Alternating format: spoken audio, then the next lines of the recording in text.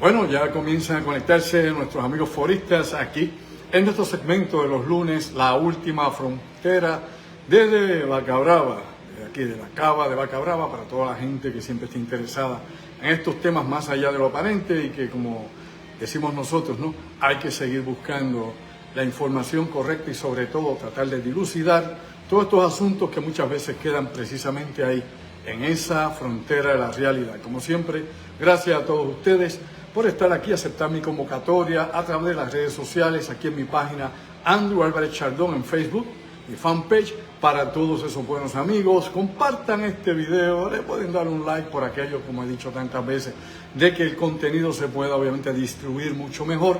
Y aquí dentro de este mare magnum que hay, ¿no?, en las redes sociales de tantísima gente, influencer, comentarista, canales en YouTube, bueno, Instagram y todos los demás que pueda haber por ahí obviamente disponibles, pues definitivamente tenemos millones y millones de opciones para buscar información, pero también para confundirnos y tratar de sacarnos, como digo yo, del centro de las cosas, ¿no?, desde el punto de vista objetivo, que es necesario siempre para entender los asuntos que tanto aquí tratamos como en otros foros también se discuten. Así que gracias una vez más por estar conmigo acá en La Última Frontera desde Vaca Brava, en Caguas, mi madre. Bueno, hoy tenemos la segunda parte del tema que comenzamos el pasado lunes, donde estuvimos platicando un rato acá sobre los objetos submarinos no identificados, sobre los vehículos transmedios y otros fenómenos que aparentemente son parte de una tecnología avanzada, descartando de momento los fenómenos naturales como una posible explicación de todos estos avistamientos que no únicamente no los tienen los civiles, los pilotos civiles, los marinos civiles, la gente que está de vacaciones o cualquiera que pueda estar mirando al mar o mirando al cielo en cualquier tarde, en cualquier noche o mañana, y que ha sido testigo en algún momento de uno de estos fenómenos que se han manifestado y evolucionado en el cielo o en el océano. Esto es bien importante porque aquí en Puerto Rico tenemos muchísimas historias precisamente relacionadas con este tipo de experiencias entre pescadores bona fides, no pescadores profesionales que se dedican a eso, hasta obviamente personas que se dedican a diferentes tipos de deportes, desde surfer, buceo y bueno, de todo, windsurfer, etcétera. Hemos aquí conversado con muchos de estos testigos, gente que dice haber tenido experiencias personalmente.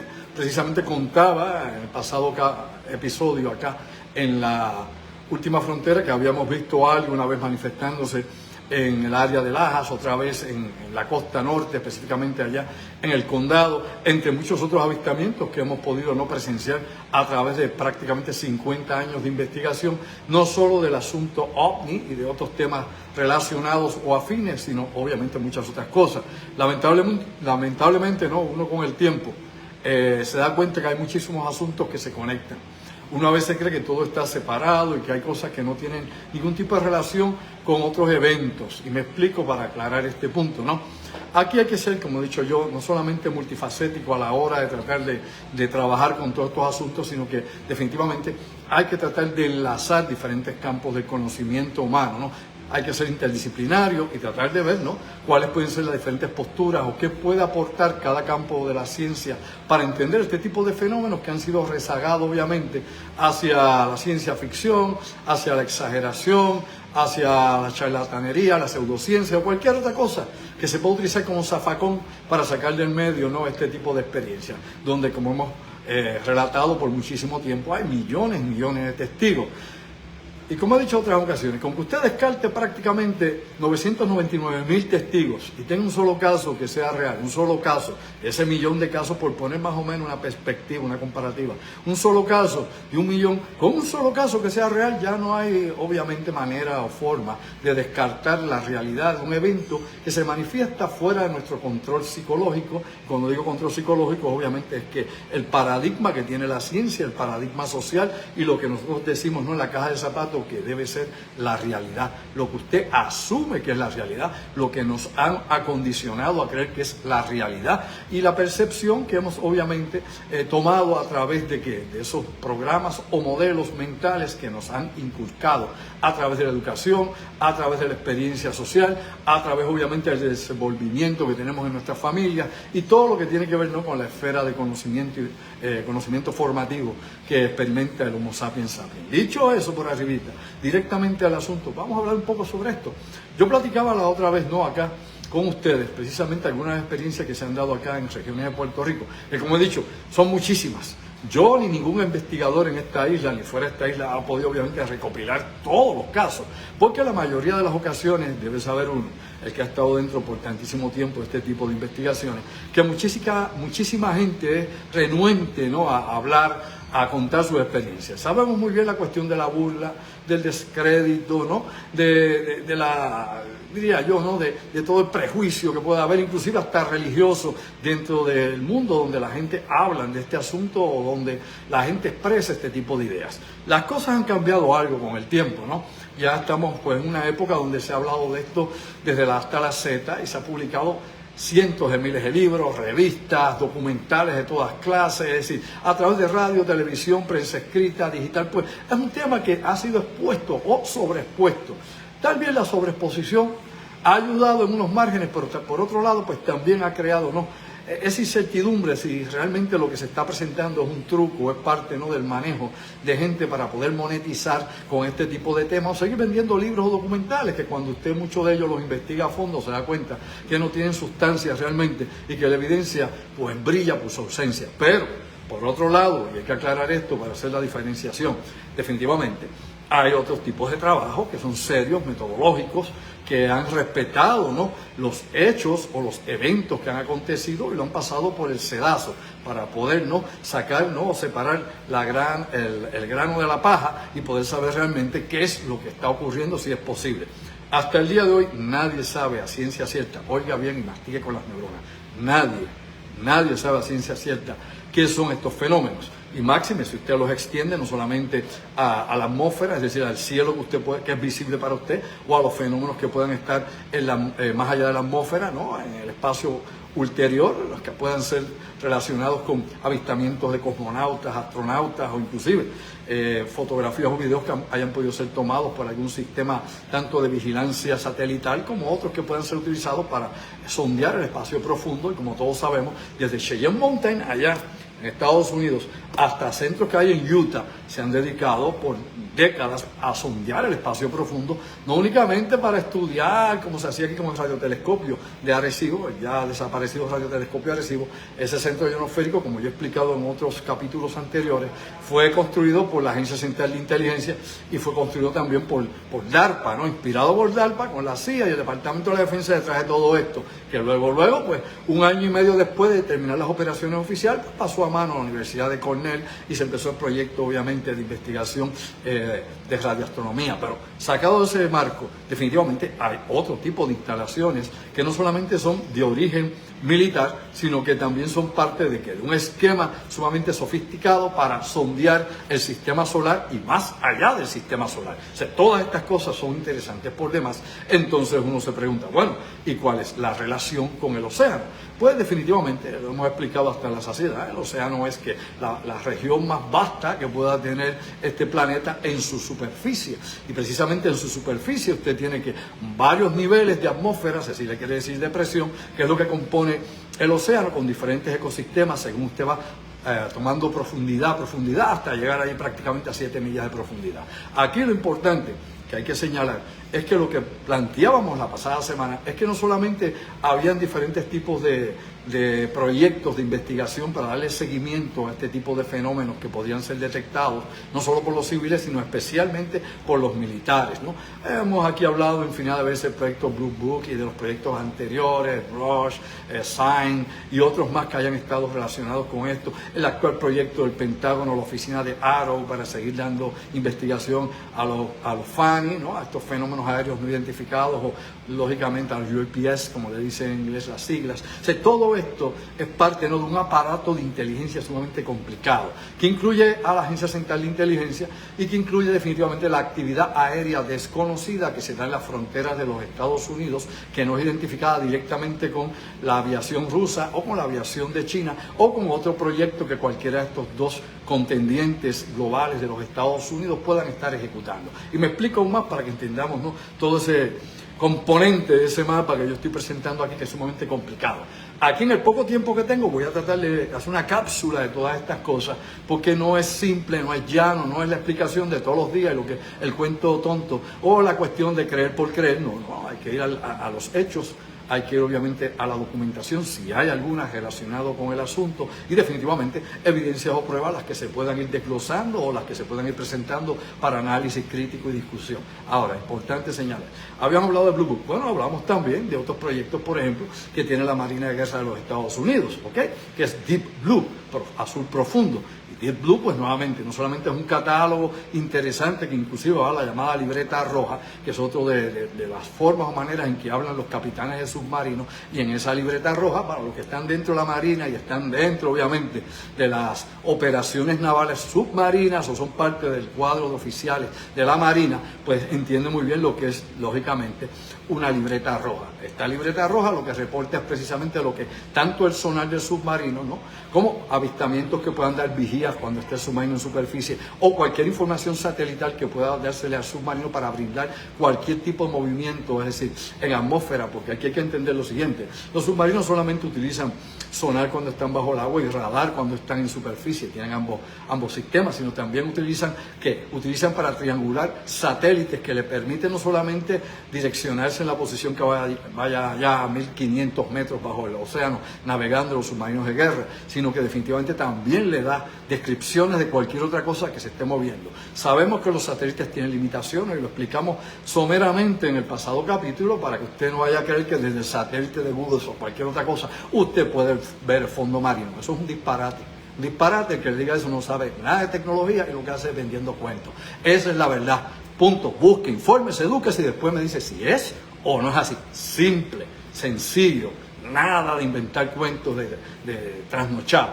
Aquí lo importante es que tan importante es eso, que inclusive los submarinos, al igual que los satélites, al igual que los aviones de reconocimiento, al igual que los globos de reconocimiento, como los que se usan tanto aerostáticos como los que pueden ser para ver el weather o el clima, todos son necesarios para poder obviamente estudiar superficie y estudiar más abajo de la superficie. Incluso la tecnología LEAR, por ejemplo, LEAR, se utiliza para qué. LEAR se utiliza para estar sondeando en áreas que son boscosas, pero hasta cierta profundidad. Eso no va allá bajo tierra y te entre una milla bajo tierra, boludo. Claro que no. Simplemente te da parte de lo que hay en la topografía, que pueda estar cubierto por vegetación o inclusive por delgadas capas de tierra. Y esto lo describe muy bien, inclusive hasta la patente del sistema. Pero todas estas cosas se recombinan para explorar no únicamente la superficie, para explorar también, ¿no?, la atmósfera, porque obviamente hay una actividad increíble en nuestra atmósfera, no solamente climatológica, hay una actividad obviamente energética, obviamente plasma eléctrico, hay una actividad de la ionosfera, hay una actividad obviamente de ondas hertzianas, y hay otras cosas que se manifiestan en tiempo y espacio, que es precisamente el asterisco de todo lo que pueda ser fenómenos naturales. Y me explico, ahí entran obviamente los ovnis, los FANI o los UAPs, ahí entra ese fenómeno. Dentro de todo esto también hay que hablar lo siguiente, y esto es importante que entendamos. Ha habido muchos proyectos, ¿no? Y por ejemplo, el Office of the Director of National Intelligence de los Estados Unidos, su oficina específicamente, este grupo de trabajo por muchísimos años ha estado recibiendo parte de esta información. O sea, la información, lo hemos explicado muchas veces porque es parte del protocolo, está compartamentada. O sea, nadie en el ejército, nadie en el Pentágono, y cuando digo el ejército vamos a hablar del Departamento de la Defensa y hasta el Space Force, lo incluimos ahí, y todo lo que tenga que ver la Marina, la Fuerza Aérea, el Ejército, la Infantería Marina, las ramas esenciales obviamente de la defensa de los Estados Unidos y que están correlacionados o directamente tomando información de inteligencia militar a través del DIA o a través de la CIA o a través de la NSA o a través de la Agencia Geoespacial, la que sea, todos los que están integrados en este aparato de inteligencia, obviamente hay continuamente un intercambio de información para poner al día lo que tenga que ser o lo que tenga que obviamente dársele seguimiento. Como dije hace un rato, la Agencia Central de Inteligencia no sabe exactamente qué hacer o qué recomendar precisamente o cómo identificar estos FANI o estos objetos no identificados que están sobrevolando el espacio aéreo, las bases militares, o que, como mencionamos la pasada semana, han estado en varias ocasiones en diferentes maniobras navales del Top Gun, de las fuerzas navales, o inclusive sobre bases que puedan tener misiles nucleares. Todo esto se ha descrito en alguna medida. Claro, siempre se pone en un tercer y cuarto nivel. Me explico para que usted entienda qué quiere decir esto. Cuando usted lo pone en un tercer y cuarto nivel, pasa obviamente con muy poca información, es algo que está bien diluido, y que no es aparentemente manejado, ¿no?, por el alto mando directamente o por los que se supone que canalicen esa información de inteligencia dentro del aparato militar y específicamente con este tipo de eventos que no son identificados. Sabemos muy bien que desde la década de los 60, los 70, los 80, la gran cantidad que hubo también de reportes para la OTAN de estos objetos que nuevamente pasaban entre fronteras sin ningún tipo de detención, los detectaban, pero no había forma de detenerlos. Se intentó interceptar en innumerables ocasiones, tanto por el Ejército Rojo, es decir, por los soviéticos, como por los Estados Unidos, como por otros aviones de la OTAN allá en el escenario europeo, específicamente hacia los Países Bajos y en la región del Ártico. También hay obviamente una amplia explicación de fenómenos que se dieron acá en Puerto Rico, por ejemplo, los reportes de Ramey, específicamente en los años 50, que es cuando hay por lo menos 3 o 4 documentos que hemos estudiado, hace ya como 15 o 20 años atrás, que era parte del oficial a cargo, ¿no? Era un informe que redactaba el oficial a cargo de la cuestión de los UFO acá en la base de Ramey. En el ámbito de Roosevelt Roads, pues no había directamente ningún tipo de declaración ni reporte expuesto. ¿Por qué? Nuevamente, eso es on the blue. La Marina de Guerra de los Estados Unidos tiene obviamente más acción que la Fuerza Aérea de los Estados Unidos. Más acción quiere decir que tienen más márgenes de operaciones que la Fuerza Aérea de los Estados Unidos, porque ellos también están en el cielo, y no solamente están en el cielo, también están en el espacio. O sea, las cuestiones aeroespaciales, aeronáuticas, no únicamente es un programa de la Fuerza Aérea combinado con la NASA, es también parte de los programas que desarrolló autónomamente la Marina de Guerra de Estados Unidos, específicamente en el Pacífico Sur, ¿no? Uno de los lugares donde se ha hablado esto y se ha discutido hasta la saciedad, obviamente, es en la región del Indo-Pacífico, ¿no? Y ahí hemos hablado, obviamente, de las instalaciones que en algún momento han sido utilizadas específicamente para el desarrollo del transbordador espacial de la Marina. Una cosa a la que no se le dio mucho foco, ni tampoco usted encuentra mucho sobre esto, pero claro, si usted hace una investigación más profunda, va a encontrar una serie de detalles sobre el proyecto aeroespacial de la Marina, y no solamente cómo se usó la isla, obviamente las islas del Pacífico y las islas del Indo-Pacífico, sino que va a encontrar que hay otros programas adicionales conectados precisamente con todo esto, ¿ok? Por ejemplo, la base Diego Hernández. ¿Qué pasó allí? Pues bueno, la base Diego Hernández, que es de los británicos, pero que está bajo control militar de la Marina de los Estados Unidos, y es una zona que tiene áreas, no únicamente aeropuertos, muelles, tanto para submarinos como para barcos, como para destructores, como para portaaviones, sino que tiene zonas inclusive de lanzamiento. Por eso es una de las bases más restringidas del mundo, y no se permite allí que llegue cualquier hijo de vecino, ni siquiera los periodistas lo sabían, ni siquiera. O sea, usted puede estar años tratando de buscar, ¿no?, un salvoconducto, una autorización para poder ir a esta isla, y lógicamente, como el material que se maneja allí es tan clasificado, es casi o prácticamente comparable a lo que pasa, por ejemplo, en la isla de Andros allá, acá cerca de nosotros. La isla de Andros, por ejemplo, donde está Autec, ahí en las Bermudas, perdón, no en las Bermudas, en las Bahamas, obviamente tiene una zona amplia que incluye las Bermudas. Me explico. Muchos de estos avistamientos de objetos submarinos no identificados se dan en todas estas zonas. Se dan en áreas que obviamente casualmente toma lo que llamaba Charles Berlitz el Triángulo de Bermuda. Sea cierto o no sea cierto, sea mítico, o sea para vender libros, o sea de la onda de la nueva era, o cualquier cosa que queramos pensar, los que leíamos obviamente a Charles Berlitz en los años 70, cuando fue bestseller, el Triángulo de Bermuda, el Triángulo del Diablo y tantas otras publicaciones que vendieron millones y millones, obviamente, de volúmenes sobre este libro, sobre esta historia. Hay que admitir definitivamente que es una zona que ha tenido por momentos restricciones. Me explico para los que navegan, conocen sobre navegación, tanto militar como navegación civil, específicamente lo que tengan que ver con los barcos, obviamente, o las marinas que van desde la Florida hasta Puerto Rico llevando mercancía, y otros más que navegan inclusive hasta las Bermudas en velero. Esto es bien importante. No solamente hemos explicado que es una zona donde pueden haber condiciones marítimas sumamente cambiantes y clima espontáneo, ¿no? El clima allí cambia en horas, usted no tiene que esperar días, cambia en horas por zona, y ahí se dan diferentes tipos de olas que son sumamente difíciles, ¿no?, para navegantes y barcos de poco calado. Aquí es importante señalar, esa zona obviamente está identificada como parte de las operaciones, por ejemplo, que utiliza la Marina de Guerra de Estados Unidos desde Fort Knox, perdón, desde Fort Knox, ni Fort Knox. Fort Knox está allá el oro, es donde está el oro, donde está el ejército allá que guarda el oro y todo aquello. No, no, no. Obviamente desde la área de las Bermudas o desde la zona específicamente de operaciones de la Marina que sale hacia el Atlántico, ¿ok? Que salen a hacer operaciones en toda esa región. Dicho esto, es donde precisamente las instalaciones de los chinos allá en Cuba continuamente están tratando de interceptar comunicaciones en diferentes bandas y que ya se sabe que ha habido, ¿no?, inclusive hackeo de estas bandas que utiliza, por ejemplo, el ejército de los Estados Unidos o utiliza inclusive agencias federales. Los que son KP4, los que conocen sobre radiocomunicación o los que son ingenieros de radiocomunicación saben que hace unos años atrás, hace 2 décadas atrás, se restringió el uso de muchas de estas frecuencias y se nos dio un número específico de frecuencias a nivel digital. Otras frecuencias se han dejado únicamente para el manejo de agencias federales o de las Fuerzas Armadas de los Estados Unidos. Pues bien, esto nos lleva precisamente a que eso es una zona donde hay pruebas, por ejemplo, pruebas de AUTEC, de esta base, obviamente, que está en una de las puntas del Triángulo de Bermuda, donde tiene un amplio espacio de miles de millas cuadradas para probar sus vehículos submarinos, que esto lo he explicado anteriormente, sus vehículos anfibios, sus vehículos aéreos y sobre todo vehículos transmedios.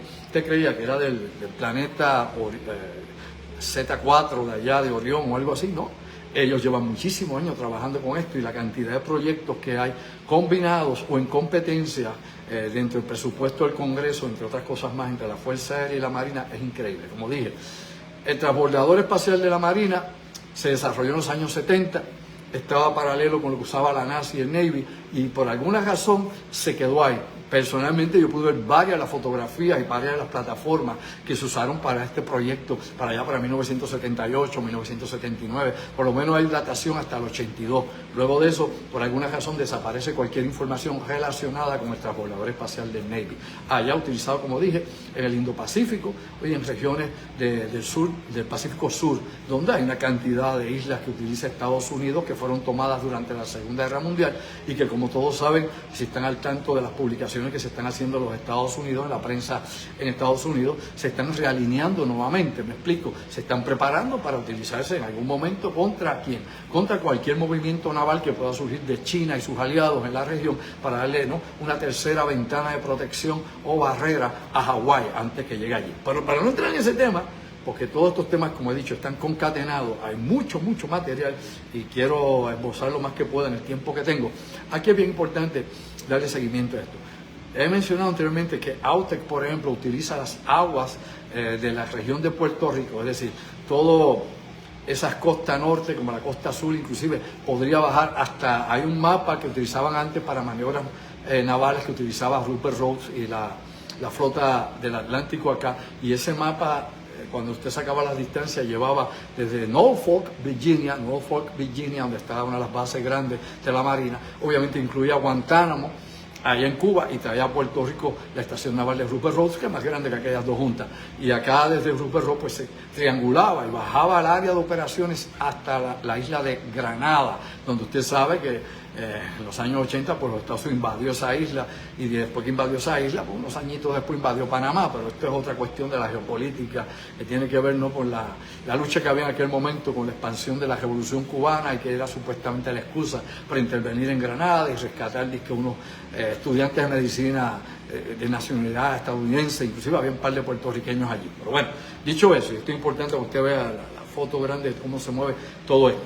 Aquí empieza obviamente una relación entre testigos que ven objetos submarinos no identificados, luces bajo el agua, la cantidad obviamente de aparatos que se han experimentado ahí, la tecnología avanzada que han desarrollado, tal como el Área 51 lo hace en Nevada, que he explicado anteriormente, pues AUTEC, de que usted debe ponerse al día, lo hace también acá en esta zona del Caribe, sobre la parte norte de Cuba, y esto trae nuevamente una dificultad grandísima por el espionaje de los chinos desde Cuba y otras estaciones que quieren ser instaladas, no haciendo un barrido completo. Me explico, el barrido completo no es una media luna que incluiría tanto a Nicaragua como podría utilizarse a Venezuela, como se puede usar la isla de Antigua, lugares que obviamente China tiene de privilegio y que ha logrado, ¿no?, en algún momento una penetración importante. Lógicamente las instalaciones de inteligencia en Cuba pues son las principales en este momento y se utilizan para sondear y estar, ¿no?, vigilando, ¿no?, la información que se está transmitiendo entre centros de comando en los Estados Unidos con la flota norteamericana en la región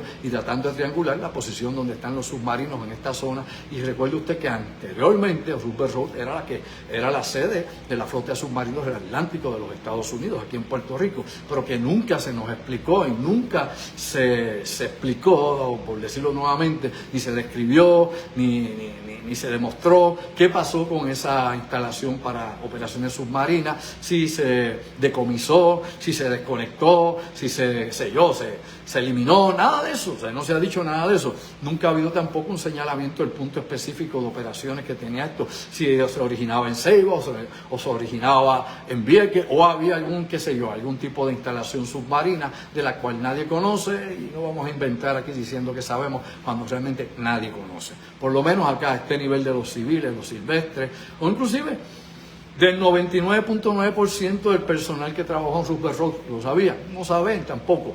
Estos son que esta información, nuevamente, como dije hace un rato, compartamentada y que está enfocada específicamente en grupos que dirigen el manejo de esta información y las operaciones relacionadas con esto. Pues bien, dicho todo eso, hay un sinnúmero de proyectos que entran dentro de esta cuestión de los transmedios, de los objetos submarinos no identificados, de los objetos polares no identificados y todo lo que pueda hacer esa ecología de tecnología desconocida o de proyectos oscuros, Black Ops, que ha corrido todo este tiempo.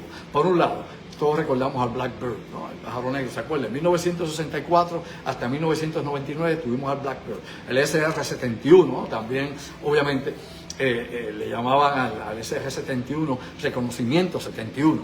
Y Reconocimiento 71, que era la forma de llamar a este pájaro negro cuando no le decían Blackbird, lo que traía obviamente era la capacidad de poder volar allá sobre 70.000, 80.000 pies de altura, poder hasta Mach 3.3, y desde el año 1964 hasta 1999 estuvo operativo. ¿Usted quiere ver uno? Bueno, vaya allá al Smithsonian a Washington, allá al Distrito de Columbia, allí va a ver uno como lo vi yo hace unos años atrás. O sea, todo esto pues es parte de la evolución que se dio de todo esto. Obviamente ahí salen en los proyectos SR, ahí salen los proyectos TR también, el famoso proyecto Aurora, del que todavía pues se sigue negando, pero cuando usted viene a ver los frutos que hay en la actualidad de los nuevos aviones sigilosos, de los nuevos aviones hipersónicos, se da cuenta que sí, que el famoso proyecto Aurora, que algunos dicen que se tiró para despistar, sí existía en el Área 51 y sí era parte de un aparato mucho más complejo, de crear una tecnología para la guerra del futuro. Me explico, para que me entiendan bien claro.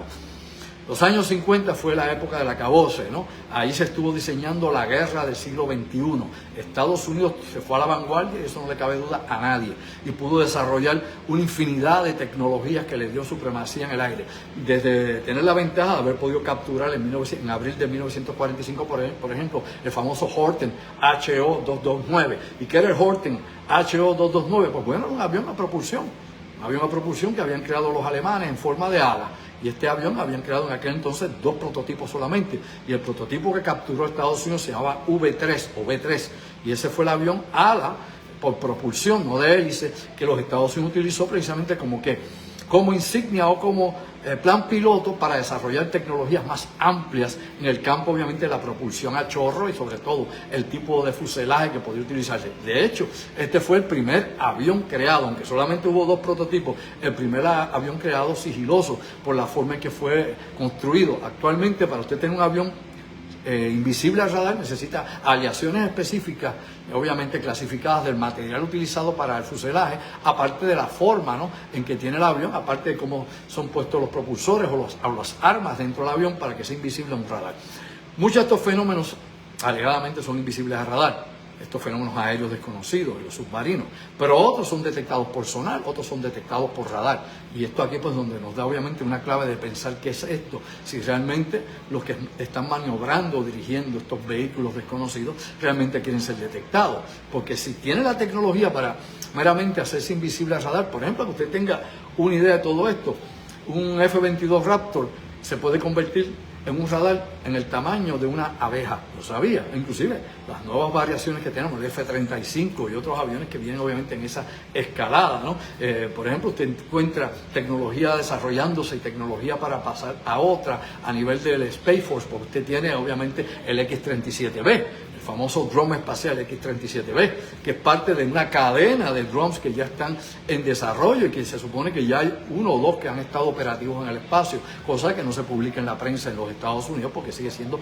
material clasificado. O sea, todas estas cosas están ahí. Estamos en un momento histórico donde ha explotado la tecnología militar, donde estamos en una carrera armamentista, donde poder diferenciar entre, por ejemplo, un dron civil, se los venden a usted el tamaño de un Volkswagen. Hay gente que tiene ese tipo de dron, los he visto en la agricultura. Aquí en Puerto Rico lo hemos visto en fincas, se usan en agricultura, sí señor, y se usa inclusive de noche en fincas. Usted ve una luz por allá, menos violeta, con una cosa, y aterrizaron allá abajo. Bueno, en la actualidad es muy difícil debido a la cantidad de objetos que hay volando en estos momentos a baja altura y otros a alta altura, que son de qué, de hechura humana, manufactura humana, no de otro planeta, ni de intrahumanos, ni de submarinos, nada, están ahí. Y esto hace mucho más difícil si usted no tiene el ojo entrenado y conoce sobre tecnología, ¿no? Tiene la información adecuada para poder diferenciar entre una cosa y la otra. Aparte, una vez más, de los drones militares y la cantidad de drones militares que sobrevuelan Puerto Rico, o los drones militares que tenemos acá nuevamente en Aguadilla, que regresaron, y lo he dicho, vuelvo a decir, inclusive en esta conferencia Top Secret 2.0 presentamos algunos de los drones que están nuevamente aquí. Hace años atrás habíamos presentado los que había allá en el 2009 en Aguadilla, pues bueno, regresaron y hay muchas cosas más aquí de lo que la prensa no habla ni de casualidad ni más nadie. Dicho eso, para que despierten los durmientes, obviamente usted tiene proyectos como NIM Aviation. NIM Aviation, que es parte de la Oficina de Director de Seguridad Nacional de los Estados Unidos, de Inteligencia Nacional de Estados Unidos. Este es un proyecto donde se incluyen todos estos aparatos nuevos. Los drones, los aviones de última generación, de quinta generación, de cuarta generación, satélites de combate, esto en relación con la Fuerza Aérea y el Air Force. Ahí esto implica inclusive también otros aparatos más adicionales a los drones. Ahí entraría entonces ahora los llamados TRB. Los TR-3B, que son obviamente estos vehículos que llaman Black Manta, que usted ha visto que han crecido dentro del mundillo de los ovnis, del Área 51, y tanta gente habla de esto. Bueno, no son realmente una ficción, son parte de un proyecto mucho más avanzado, ¿no? Más avanzado que el F-35, que se supone que es el avión más avanzado del mundo, y usted sabe que el F-35 es una plataforma electrónica, digital, en el aire, que utiliza ¿qué? Bueno, utiliza una enorme cantidad de otros equipos adicionales a su propia estructura como avión o como fuselaje. Es decir, utiliza innumerables drones. O sea, es una flota que está sobrevolando. Un F-35 puede llevar con él hasta 20 o 25 drones de combate y utilizarlos, aparte de otros drones que pueden servir de señuelo o pueden servir para reconocimiento. O sea, estamos hablando de que de una super nave que está volando qué sé yo, a 30.000, 40.000 pies y que puede utilizar sin número de drones para sin número de acciones militares, observación o ataque. ¿Okay? Esos enjambres los tira y eso es parte de la tecnología actual, la cantidad de enjambres que hay obviamente utilizando inteligencia artificial que sobrevuelan en zona y que pueden servir inclusive para distorsionar radares, para crear la imagen en el radar de la figura de un avión bombardero o algo más, siendo a lo mejor puede coger 100, 200 de estos pequeños drones y forma la silueta de un avión y esa es la firma que le da el radar. O sea, hay muchas cosas ahora mismo. Y Puerto Rico, como mencioné, hace tiempo atrás, hace unos años atrás, hace ya más de 10 años, era parte de que punta flecha del proyecto Hawk Halcón, donde aquí pues nuevamente se trajeron una serie de drones para vigilancia en la zona de Puerto Rico, le he explicado hasta la saciedad, en los lagos, termoeléctricas, zonas neurálgicas de la infraestructura del país, y eso fue antes del huracán María. Luego del huracán María, para que caigan en tiempo y sepan lo que se supone no deban saber, se trajo también nuevamente ese tipo de tecnología y se examinaron embalses, se examinaron torres, de todo se hizo. La pregunta a rigor es la siguiente: ¿para qué se hacía? Porque ese reporte no surgió para FEMA, que era FEMA quien estaba a cargo de la contingencia en aquel momento y la mitigación. O sea, son proyectos que han estado aquí por alguna razón donde no se ha dado la explicación del porqué y por qué estos aparatos obviamente operan en Puerto Rico y sobre todo quiénes los manejan. Lógicamente es personal militar. En otras ocasiones personal de inteligencia, no son de otro planeta, no están ocultos allá en el yunque dirigiendo estos aparatos, simple y llanamente vienen aquí, hacen ese tipo de operaciones, es parte de lo que no se le explica al público y nosotros pues hemos decidido no hablar de todas estas cosas. Obviamente usted ve que hay tecnologías sumamente adelantadas como el Dark Star, de que hemos hablado anteriormente, y el Dark Star nuevamente un arma hipersónica, ya no es como era en aquel entonces la Aurora en los años 80 y 90, que decían que era un mito, pues hoy tenemos el resultado de la Aurora y todo aquello, el Dark Star. que luego sale hasta en la película Maverick, allí con Tom Cruise. Ese vehículo no es fantasía, es parte de ¿qué? De una flota de quinta y sexta generación de combate. Recuerde, Estados Unidos ha estado fabricando para una guerra, no hoy. La guerra de Estados Unidos está fabricando para la próxima década. En la década de los 30 es que vamos a estar todos sudando frío y temblando y no de frío. O sea, es parte de lo que se está haciendo en estos momentos. Bueno, todo esto lo traigo aquí porque definitivamente muchos de estos asuntos pasan desapercibidos, las zonas de pruebas que se hacen y este tipo, ¿no?, de vehículos transmedios que pueden, como explicamos anteriormente, estar en el espacio ulterior, entrar en la atmósfera, sumergirse al agua o aterrizar en tierra, etcétera, etcétera, ¿no? Se le dan unas facultades aerodinámicas que no tienen los aviones convencionales, como hace ya en el pasado siglo, ¿no? Cuando en los 80 empezamos a ver los Harrier que podían despegar vertical y bajar vertical en un portaavión o en cualquier terreno donde estuvieran operando, o los británicos o la infantería marina, etcétera. O sea, la tecnología se va innovando, se va renovando y se va mejorando. En estos momentos, expliqué hace un rato, es tan difícil poder diferenciar una cosa de la otra. Y si usted no es un experto en la materia, inclusive siendo un experto en la materia, si no tiene el equipo adecuado para poder definir o detectar qué es lo que se está manifestando y analizarlo, usted tampoco puede decir qué rayo es. Y no lo va a hacer por un puntito que veo, porque le ponga filtros de colores o se ponga a jugar. O sea, esto va más allá de eso. Esto definitivamente es un complejo enorme que tiene que ver con lo militar y con la inteligencia. Definitivamente no hay otra, y que sí hay aparente y alegadamente, y esto lo dejo aquí por una parte adicional porque hemos estado aquí compartiendo muchas información. Como dije hace un rato, está la oficina de Arrow allá en el Pentágono, que sirve obviamente como una cortina de humo. Ellos allá cogen datos y no publican nada que realmente pueda explicar o desentrañar el misterio, sino simplemente le ponen una cubierta y ellos pues señalan a los chinos y los rusos, mientras la CIA dice que no puede garantizar que son los rusos y los chinos. Hay una contradicción continua y la gente sigue en las mismas que siempre ha estado. El pueblo siempre sigue desinformado, confundido y sin saber qué rayo es. Esto, recuerde usted que en Río Revuelto, ganancia de pescadores, todo el que quiere inventarse un cuento ante la ausencia de información, ante el vacío de información y evidencia, pues puede hacer cualquier cuento. Y cualquier cuento encaja, porque obviamente que el Departamento de la Defensa, la Agencia de Inteligencia, no van a responder a cualquier sanganá que cualquier bobo quiera decir por ahí, o a cualquier cosa que usted quiera argumentar. ¿Por qué? Porque esto nuevamente está bajo secreto mayor. Estos son operaciones de inteligencia y militares, de seguridad nacional, y obviamente ¿de qué? De capacidades para poder obviamente tener ventajas tácticas y estratégicas y tecnológicas sobre el enemigo. Estados Unidos tiene esa ventaja todavía, pero no esa ventaja de tener naves que viajan a la velocidad de la luz, porque si las tuvieran, mastica con las neuronas, obviamente ya se hubiera acabado cualquier conflicto con los iraníes, con los rusos, con los chinos, lo hubieran dado para abajo. O sea, no, esto es más complejo que eso.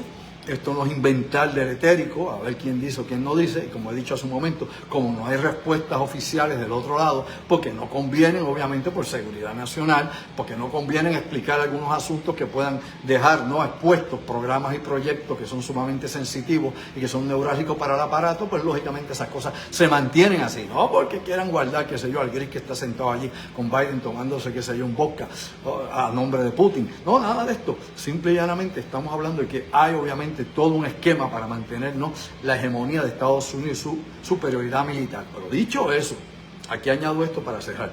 Eso no quiere decir que no haya alguien observando un poco más y que ese otro jugador o participante no descrito o identificado dentro del panorama mundial en ese movimiento de tecnología y objetos, o de, digamos nosotros de esta manera, de esas fuerza aérea desconocida que pulula por nuestro mundo y más allá de nuestro mundo, no esté aquí de alguna forma o manera como un activo pasivo. Digo, un activo pasivo es que observa, pero no interviene, no se mete en las guerras, no se mete en nada directamente, no está dando cara, no le habla a la humanidad, siempre le habla a gente por ahí que no tiene ningún poder ni nada para poder cambiar la cosa, y que muy pocas veces la gente que contactan tienen la capacidad de ir a los medios o de tener la credibilidad suficiente para poder convencer a la gente de su propia experiencia. O sea, lógicamente esto es algo bien pensado, obviamente es parte de un esquema psicológico de control, poshipnótico, hipnótico, como obviamente sugestivo. O sea, está todo muy relacionado y esto hace aún más complicado el enigma.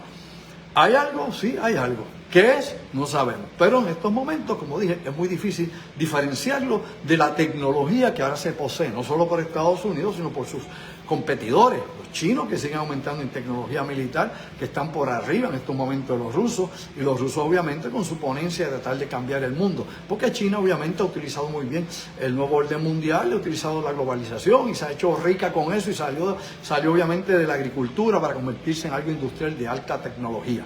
No así Rusia. Rusia todavía sigue haciendo abono, vendiendo petróleo y gas natural, y a ver qué pasa.